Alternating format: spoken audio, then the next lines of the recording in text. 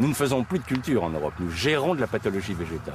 C'est-à-dire nous essayons de maintenir vivants des plantes qui ne demandent qu'à mourir tellement elles sont malades. Rien à voir avec de l'agriculture. L'agriculture, c'est pas ça. L'agriculture, normalement, c'est cultiver des plantes saines. On ne mettait pas un pesticide en 1950 sur les blés en Europe. Il n'y avait pas un traitement fongique qui était appliqué. Maintenant, c'est au moins 3-4. Sinon, le blé, il est pourri avant d'arriver dans le silo. Donc il y a quand même une énorme différence, si vous voulez, au niveau... Mais ça se voit pas, parce que comme on a balancé les produits, et tiens, le blé, il est bien. Sauf que, si, il se casse la figure, alors... Parce que comme on met trop d'azote, il tombe. Vous avez dû voir dans les champs les blés qui tombent.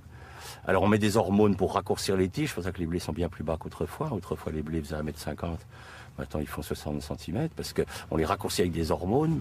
Alors ces hormones, il faut avorter les arbres qu'il y a autour. Enfin, fait disparaître toute la flore, parce que ça gêne les reproductions des dicotylédones. Enfin, c'est un espèce de monde complètement strange, quoi.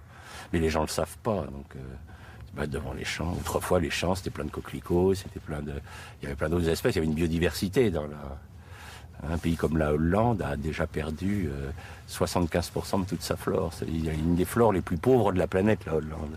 Mais c'est intensifié au niveau agricole de façon incroyable. Tu l'as vu ton sol? Non? Ah, tu vois, c'est impressionnant. Hein, regarde-le.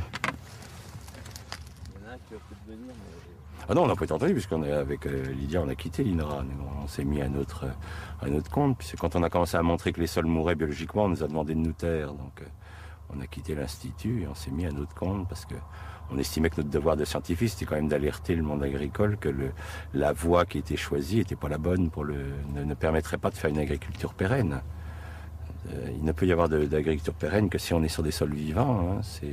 Le sol abrite 80% de la biomasse vivante. Hein. Donc si vous tuez, on en a tué 90%, c'est qu'on est en train de tuer tout ce qui est à la source de la vie. C'est quand même les microbes qui nourrissent nos plantes, qui font que nos plantes sont saines, sont nutritifs pour nous.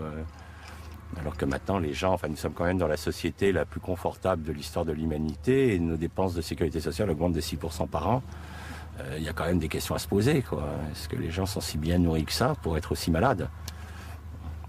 Alors, le problème, c'est qu'effectivement, l'argumentation, c'est oui, mais regardez, ils vivent de plus en plus longtemps. Bien sûr, les gens qui en ce moment ont 80 ans n'ont pas connu l'agriculture chimique avant l'âge de 50 ans, hein, puisque c'est apparu dans les années 70. Donc, jusqu'à 50 ans, ils ont mangé...